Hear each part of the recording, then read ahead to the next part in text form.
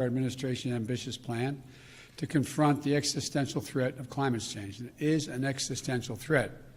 Last year, wildfires burned more than 5,000 acres in the West, as no one knows better than the Vice President, former Senator from California, an area roughly the size of the entire state of New Jersey. More intense and powerful hurricanes and tropical storms pummel states across the Gulf Coast and along the East Coast. I can testify to that from Delaware. Historic floods, severe droughts have ravaged the Midwest. More Americans see and feel the devastation in big cities, small towns, coastlines, and in farmlands, in red states and in blue states. And the Defense Department reported that climate change is a direct threat to more than 2/3 of the military's operational critical installations. 2/3. And so this could well be on the conservative side. And many climate and health calamities are colliding all at once. It's not just the pandemic that keeps people inside, it's poor air quality. Multiple studies have shown that air pollution is associated with an increased risk of death from COVID-19. And just like we need a unified national response to COVID-19, we desperately need a unified national response to the climate crisis, because there is a climate crisis. We must lead global response, because neither challenge can be met, as Secretary Kerry has pointed out many times, by the United States alone. We know what to do. We've just got to do it. When we think of climate change, we think of it, this is a case where conscience and convenience cross paths, where dealing with this existential threat to the planet and increasing our economic growth and prosperity are one and the same.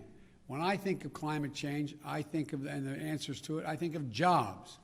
A key plank of our Build Back Better recovery plan is building a modern, resilient climate infrastructure and clean energy future that will create millions of good-paying union jobs, not $7, $8, $10, $12 an hour, but prevailing wage and benefits.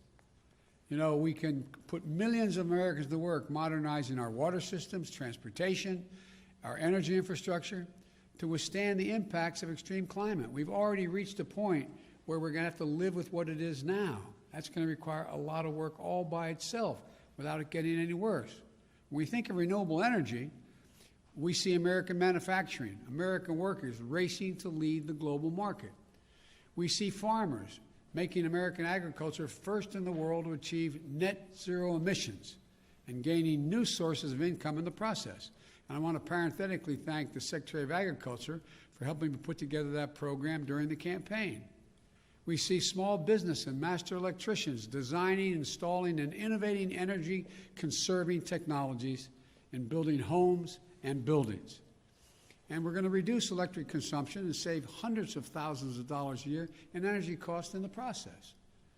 And when the previous administration reversed the Obama-Biden vehicle standard and picked big oil companies over American workers, the Biden-Harris administration will not only bring those standards back, will set new, ambitious ones that our workers are ready to meet. We see these workers building new buildings, installing 500,000 new electric vehicle charging stations across the country as we modernize our highway system to adapt to the changes that have already taken place. We see American consumers switching to electric vehicles through rebates and incentives, and the residents of our cities and towns breathing cleaner air, and fewer kids living with asthma and dying from it. And not only that, the federal government owns and maintains an enormous fleet of vehicles, as you all know. With today's executive order, combined with the Buy American executive order I signed on Monday, we're going to harness the purchasing power of the federal government to buy clean, zero-emission vehicles that are made and sourced by union workers right here in America. With everything I just mentioned, this will mean 1 million new jobs in the American automobile industry, 1 million. And we'll do another thing. We'll take steps towards my goal of achieving 100% carbon pollution-free electric sector by 2035, transforming the American electric sector to produce power without carbon pollution will be a tremendous spur to job creation and economic competitiveness in the 21st century, not to mention the benefits to our health and to our environment. Already, 84% of all new electric capacity planned to come onto the electric grid this year is clean energy. Clean energy. Why? Because it's affordable, because it's clean, because in many cases it's cheaper, and it's where we're keeping up. They're keeping up. We're going to need scientists and national labs, land-grant universities, historical black colleges and universities to innovate the technologies needed to generate, store, and transmit clean electricity across distances, and battery technology and a whole range of other things. We need engineers to design them and workers to manufacture them. We need iron workers and welders to install them.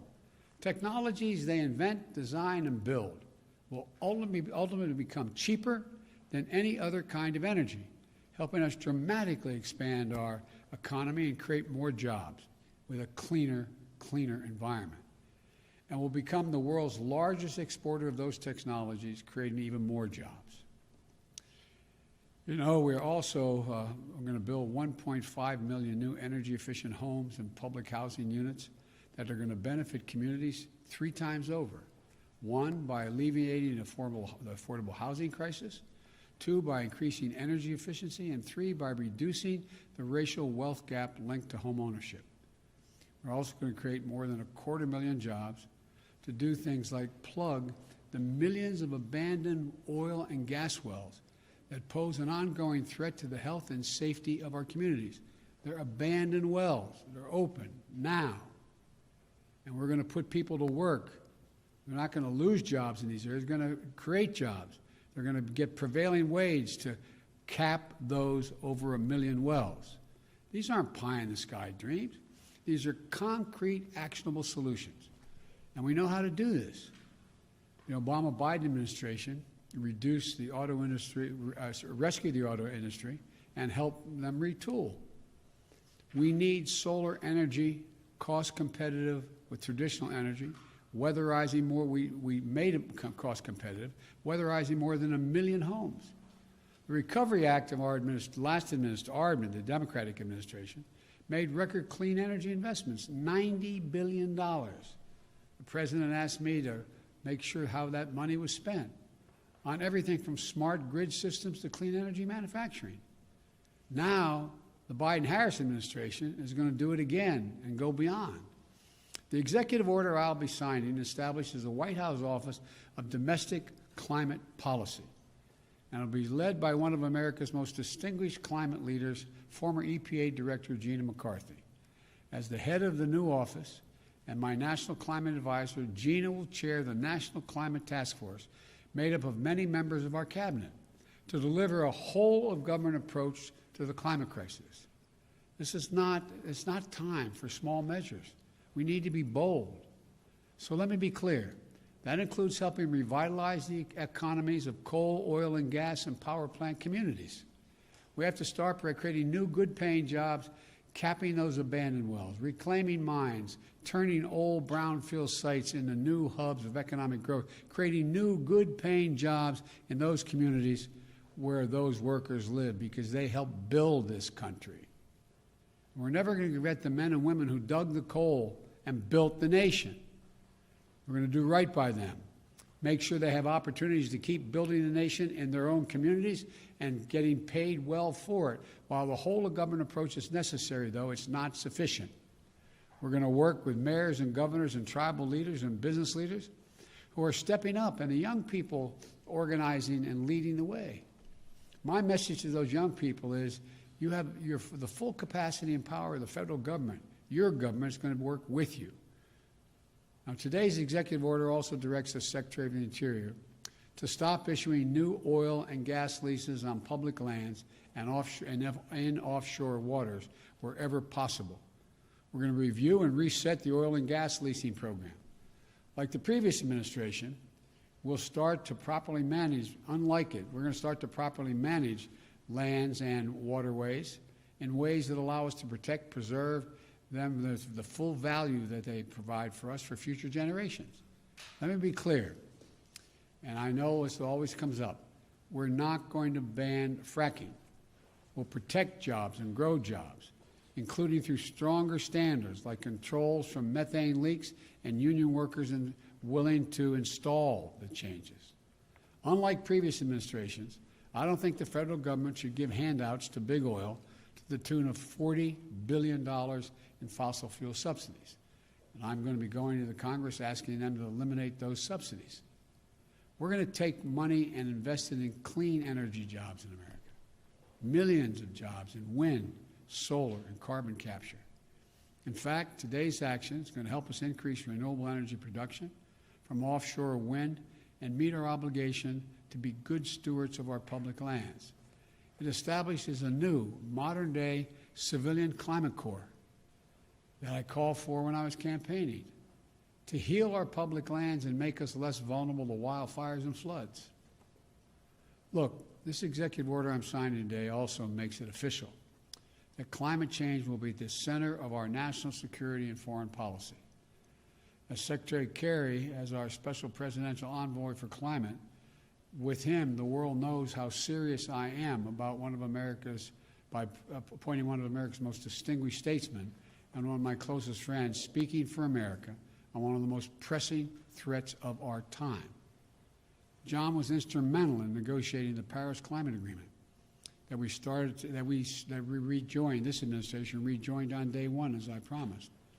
And today's executive order will help strengthen that commitment by working with other nations to support the most vulnerable to the impact of climate change and to increase our collective resilience. That includes a summit of world leaders that I'll convene to address this climate crisis on Earth Day this year, in order to establish a new effort to integrate the security implications of climate change as part of our national security and risk assessment and analysis will also be included. With this executive order, environmental justice will be at the center of all we do addressing the disproportionate health and environmental and economic impacts on communities of color, so-called fence line communities, especially those communities, brown, black, Native American, poor whites. It's hard, the hard-hit areas like Cancer Alley in Louisiana, or the Route 9 corridor in the state of Delaware. That's why we're going to work to make sure that they receive 40% of the benefits of key federal investments in clean energy, clean water, and wastewater infrastructure. Lifting up these communities makes us all stronger as a nation and increases the health of everybody. Finally, as with our fight against COVID-19, we will listen to the science and protect the integrity of our federal response to the climate crisis. Earlier this month, I nominated Dr. Eric Lander, a brilliant scientist who is here today to be the director of the Office of Science and Technology. I also nominated another brilliant scientist, Dr. Frances Arnold and Dr. Maria Zuber, to co-chair the President's Council of Advisors on Science and Technology, so-called PCAST, that President Eisenhower started 6 weeks after the launch of Sputnik.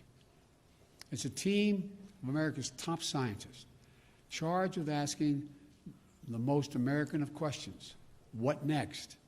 What's the next big breakthrough? And then helping us make the impossible possible. Today, I'm signing a presidential memorandum making it clear that we will protect our world-class scientists from political interference and ensure they can think, research, and speak freely and directly to me, the Vice President, and the American people. To summarize this executive order, it's about jobs, good-paying union jobs. It's about workers, building our economy back better than before. It's a whole-of-government approach. Put climate change at the center of our domestic, national security, and foreign policy. It's advancing conservation, revitalizing communities in cities and on the farmlands, and securing environmental justice. Our plans are ambitious, but we are America. We're bold. We're unwavering in the pursuit of jobs and innovation, science and discovery. We can do this. We must do this, and we will do this. I'm now going to sign the executive order to meet the climate crisis with American jobs and American ingenuity. And I want to thank you all. I'm going to go over and sign that now.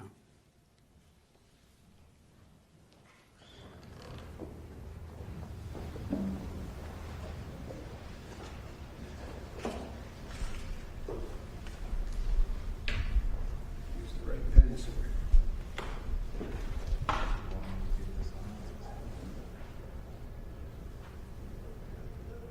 The first order I'm signing is tackling the climate crisis at home and abroad.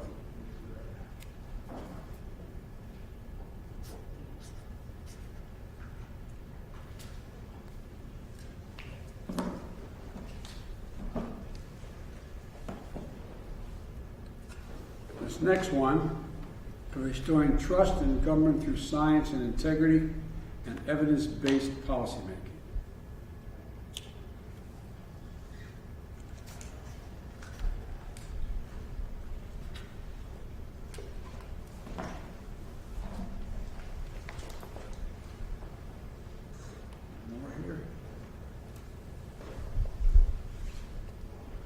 And this last one is the President's Council on Advisors on Science and Technology establishment.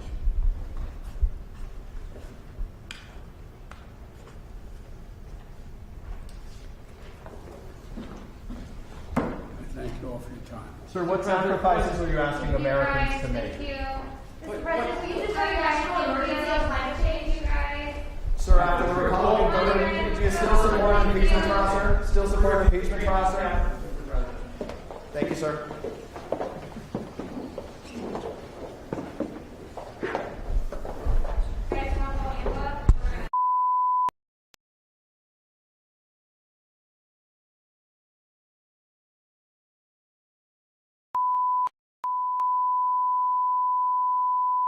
This is the primary audio circuit for the Reuters live service.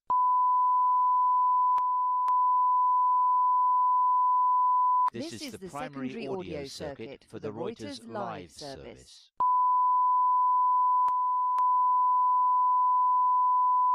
This is the primary audio circuit for the Reuters live service.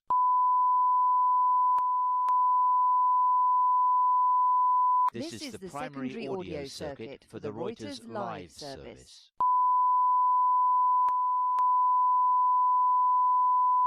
This is the primary audio circuit for the Reuters live service.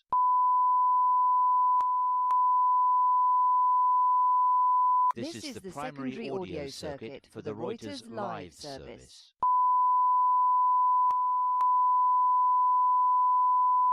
This is the primary audio circuit for the Reuters live service.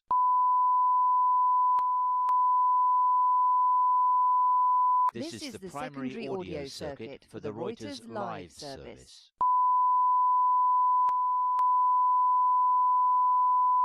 This is the primary audio circuit for the Reuters live service.